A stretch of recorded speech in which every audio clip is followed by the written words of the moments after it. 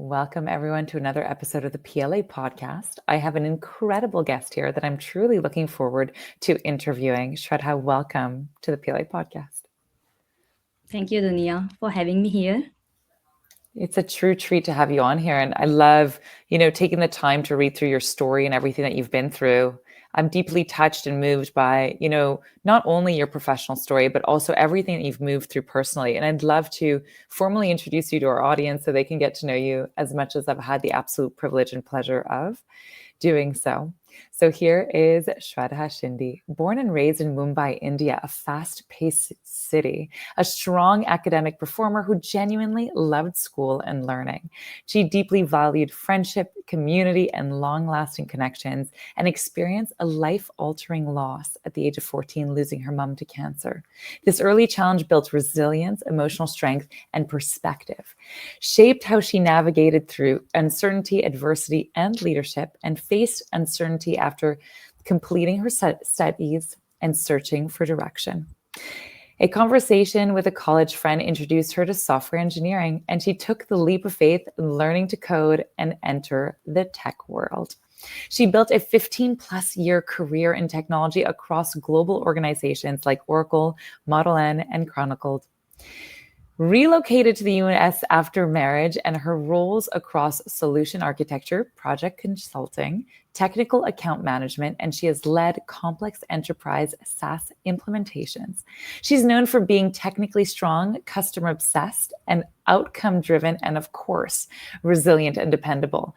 Significant experience in her life in the life sciences sector, passionate about driving impact beyond execution through influence and leadership, and currently seeking roles with greater responsibility, broader impact, and meaningful leadership opportunities. She leads with competence, clarity, and compassion, a journey rooted in curiosity, strength by adversity, and guided by purpose. Shraddha, welcome to the PLA podcast. Thank you, Dunia, for the wonderful introduction. And I'm very excited to have this conversation with you. It's such a treat to have you on here and just being able to read it, like just such a beautiful story and experience. It deeply moves me, everything that you've been through and how you actually use these skills by these challenges and adversities that had come through in your personal life that also shaped you in your professional career. Yes, absolutely. Thank you. Thank you so much. Shraddha, I'd love to know if we were to go back to, this beautiful young woman that had just had that beautiful conversation with her college friend around software engineering. I'd love to know, what is one piece of advice you wish you could tell her at that time, knowing everything that you know now? Yeah, so that's a great question, Dunia. So I wish someone had told me early in my career that when you understand the bigger picture, even small actions can make a meaningful impact. So always connect your work with your big goal of your organization, whether it is simple task or a high visibility initiative. Ask yourself that how does this align with your organization strategy and core values. So Wow. having this bird's eye perspective will change the way you show up, and it shifts you from just completing the tasks to create a meaningful impact, I believe. Oh, that's such a beautiful answer. And I think that it's such an invitation for so many people listening to the recording right now, and even for myself as we're having this conversation, is understanding the role and importance and the place of every decision and action we take in the greater picture of what we're working on. So many of us get stuck in that routine, like default, I'd say, mindset of just getting actions done without thinking of the true meaning or importance or place of why we are taking these. And I love this piece because it allows us to be far more connected to our work and far more connected to the why behind we are doing what we're doing. Yeah, absolutely, Dunya. And when you understand the bigger picture, you prioritize better, you communicate Mm. effectively, and I think it builds trust. So, this mindset has shaped my career, And what I believe it, once you align your individual goals with your organizational goals, then you stop working in isolation and then you contribute with intention. That's what I feel. Oh, I love this. I love this. Like, like contribute with intention, and this the piece around. I love that greater vision, that greater goal. There's a lot there, and I think that so many of us get caught in the task we are currently doing, and it does. And what comes up as an idea when we're sharing, and I'm loving this conversation already. I knew this was going to be an amazing episode. Is this piece around when we have the greater goal in mind or the greater vision, it actually makes us even more adaptable when we need to be along the project rather than hyper focused and attached to the single task we're in this moment. And so, what I love around this greater picture is it allows us to understand the relationship between what we're doing and the greater whole, whether those are different departments, whether it's different, you know, experiences or iterations of the project long term. Wow, there's so much value in this share that you've presented. Yeah, it definitely helps in long term growth for sure. Yeah. So many times we talk about the highlight reel of a career, everything that went well, the awards, the achievement, the amazing projects that were so successful. And I love like twisting the question around because so many of us actually learn and grow far more from the most challenging times of our career and what was truly difficult and what stretched us to these edges, and at times that were very uncomfortable. And yet they are the moments that shape who we become. I'd love to know, what were those challenges for you and how did they serve you in the long run of your career? Yeah, absolutely, Dunya. That's a great question. And everybody has their own set of challenges in their journey. And I had my own set of challenges. I still navigate through some of them. But one of them I can definitely talk about is I had habit of saying yes to everything, every task, every project. My team members would expect something from me, so I wanted to do it all. So what my thought process was behind it is saying yes, it's like I'm proving myself and I'm being helpful to others. But then soon I struggled with work life balance. So I was busy, but I was not strategic. So it Mm. took me some time to learn that being efficient is not doing everything. I was busy, but not being strategic. I hope everyone wrote that down. Yeah. So many of us get caught up in that trap because we think busy means more, but actually, more can actually mean less in terms of quality and being effective. And I love this, like the power of discernment. And anyone in their career, when they start to grow, there's a huge lesson in having to choose and sometimes it comes with this realization that we've said yes so many times because we are proving and we are hoping that it's going to get us some kind of recognition or reward, but really it's actually playing to our disservice. Yeah, I would say it's all about doing right things. So Mm. I would certainly, tell professionals early in their career that set your priorities with intentions. Yeah. So identify opportunities that are aligned with your strengths, your values, and direction that you would like to build your career in. So just focus on that, and nobody can stop you from succeeding. Oh, that so connects to your first answer, which is like really being connected to the greater picture. Obviously, yeah. Oh, I love this. Yeah.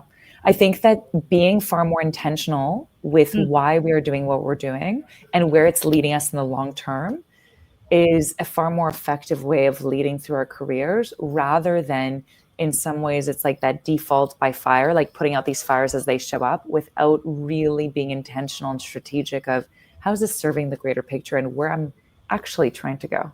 Yeah, you rightly said, Dunya. So, being intentional or being strategic, I think it would help you to create more space for the actual or meaningful work. And that's Mm. what it'll create a deeper impact for you. I love that. Yeah. Yes, and oftentimes we cannot get clarity without space, and we cannot make a great decision without that space. Yeah. I love this. Yeah, the power of space, and it is our responsibility to provide ourselves that space and put boundaries to be able to, utilize it, have it, and utilize it. Yeah, there's so much there. So I'm curious. I'd love to ask a follow up question on this topic. When in your career did you start to notice you starting to implement the skill and it starting to serve you? Was it at a particular time, in a particular role, or a particular project? You started saying, wow, I'm being discerning and I'm actually saying no to opportunities because I finally understand the power of my yes. So yeah, definitely. I mean, when I was early in my career and I was working in organization like Oracle, so definitely, I mean, um, there was so much, everybody will expect from you. So I think I was struggling through, working in multiple projects, and that's where I realized that I mean, I'm just working, but I just don't want to work. I want to grow as well. So I want to Mhm. learn. I want to learn that skills to just grow strategically. It's not just you are doing so many things, but you are not intentional about your growth professionally. Absolutely. And I like can so relate. And I'm sure so many of the people in the audience can relate to that piece around when you're being pulled in so many different directions on multiple projects at once, how to keep that clear center, those intentions, and be able to provide space within calendar, schedule, even mind, Hmm. because all of these projects take up mental real estate. And so to be able to move in with far more intention. Yeah, absolutely. Oh, wow. Incredible. So, there has been a very, very noisy tool that has been very helpful, but has been disrupting quite a few industries, if not all industries, and has really changed the way we see work and we see life and efficiency, which is really the onset of AI and the use of it with the masses. So, I would love to get your perspective, your experience on AI, and what you think about what's been happening. Yeah, so absolutely, AI is buzzword, and I think it's mixed reaction. What I see, I mean, there are people who really believe in AI and they would like to explore and learn about it, and then there's a set of people who are kind of skeptical, that they feel that they may replace jobs and whatnot. So I would just go back in time. So when computers and internet first exploded, so people thought that they will replace them, the technology would replace them. But what happened eventually? We all evolved with it. So now it has become really like natural extension, of our life and then our work. So I look at AI, the same way. So we don't really need to resist it, but Mm. we need to learn it and grow with AI. I love that piece around resisting versus implementing and just, learning to grow with it and seeing it. I love that you said as an extension of who we are and what we're already creating allows it to be a little less intimidating rather than seeing it as a separate entity. It's just an extension of what we are already working on and how we're working and what we're working with. Yeah, and one thing probably we cannot deny that AI is going to drastically increase your productivity. So Yeah. it'll improve your decision making, right? We can So very much relate. Absolutely. Yeah, I think it has changed the way we all work, each and every one of us. And no matter what industry we're in, whether writing a simple email just to save time rather than overthinking certain sentences and how certain things are structured, or helping us write code that is saving us an immense amount of time that allows for a lot more space for creativity and strategic thinking. yeah, yeah, yeah. Yeah. And think like that if your day to day laborious tasks are done by AI, then definitely you can focus more on your creative thinking. You can utilize that time strategically in building some stuff. So that is what I feel, that it's definitely need of the hour. The sooner we realize, the better we will be future ready. Absolutely. I think that too is a big piece, is like the sooner we can realize or implement versus resist. And it makes me think of this word that I love in success in business is, you know, the power of adaptability. The world is constantly changing, and your shares are really bringing up that word for me. It's like the power of adaptability. Yeah, yeah, I totally believe in it. So, I mean, the technology will keep on changing, and I think we have to adapt to it. Absolutely. Shraddha, I'd love to get your perspective. So many women are now flooding the tech world, which we love. We love to see. And I'd love to know if you had one piece of advice for, women entering the tech field and they're at the very beginning of their career, what would you want to share with them? Yeah, that's a wonderful question, Dunya. So I have very simple perspective about this. So just don't restrict yourself being women. Mm, So think like you're capable and responsible as anyone else in the room. So early in my career, I realized that if you put, some label on yourself, or if you start doubting yourself, then basically you're limiting your own potential. So leadership is not about, gender, and it's about conviction and clarity and the ability to take responsibility. mm, And that is what I think we need to believe in ourselves. And I'm fortunate enough actually to work alongside exceptional women leaders, basically women leaders, who, and I actually learned so much, watching how they navigate through the complexity and how they lead with conviction. And it taught me powerful lessons about leadership, and it gave me confidence to grow and lead. So I'm, mm. very fortunate to have them around me.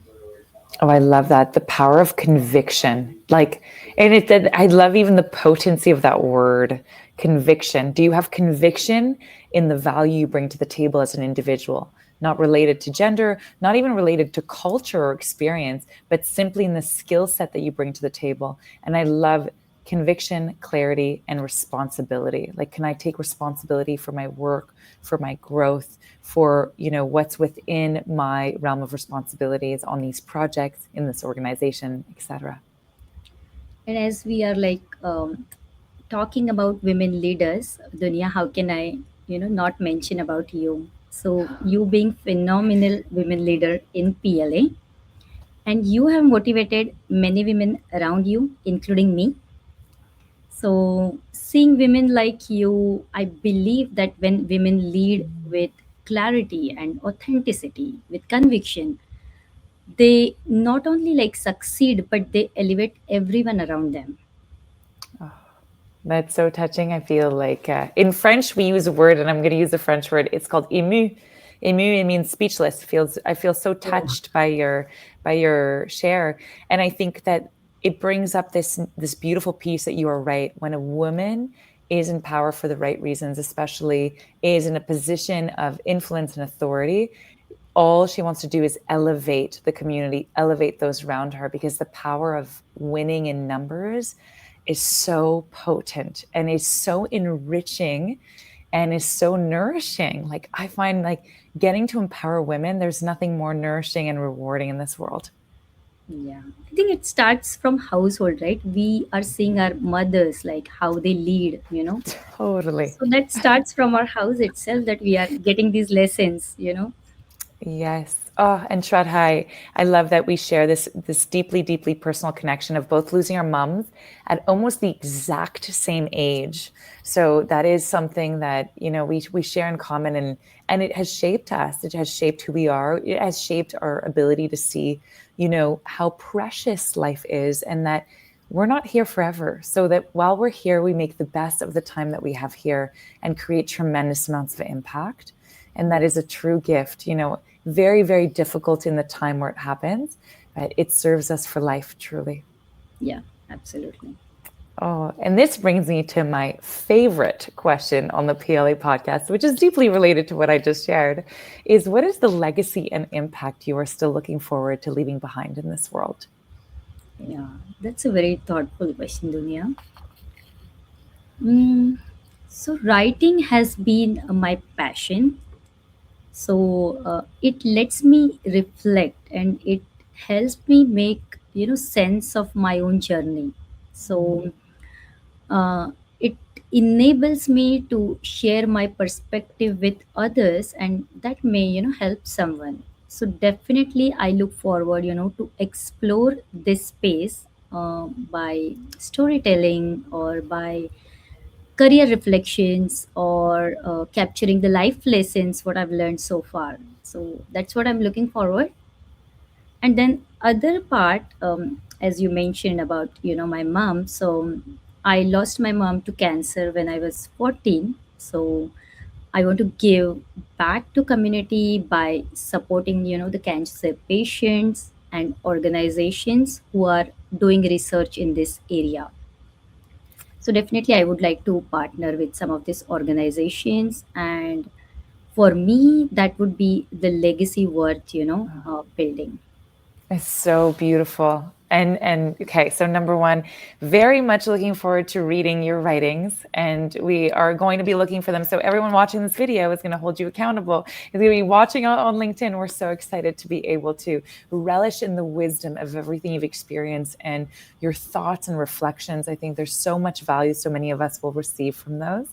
And of course, your work and contribution to those dedicated to cancer research and supporting cancer patients, I think goes, without saying. It's going to bring so much value and such a beautiful tribute to your mom's life and your experience with her. Thank you. We are on the PLA podcast, so of course I have to ask you, what has been the most surprising thing you've gotten from the PLA community?